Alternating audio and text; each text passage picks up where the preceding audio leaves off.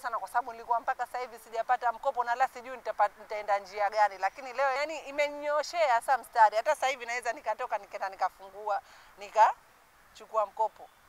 Tunaweza kusimama na kuweza kulipa madeni na kuweza biashara imeweza kuraise haraka na tukaweza kulipa mapema without miaka miwili, tukalipa ndani ya mwaka mmoja biashara. Tulipewa milioni 30 na tukaambiwa tulipe miaka miwili, lakini tumeweza kulipa kwa mwaka mmoja.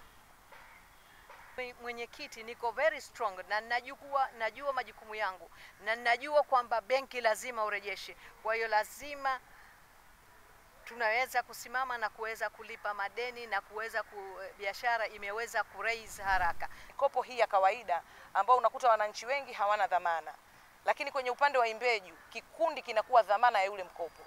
Kwa hiyo inakupelekea kwamba watu wengi wanavutiwa na huduma Imbeju tu kwa hususan kwenye hicho kipande cha dhamana ambacho haulazimiki kuweka hati ya nyumba kwa ajili ya kuweza kupata mkopo.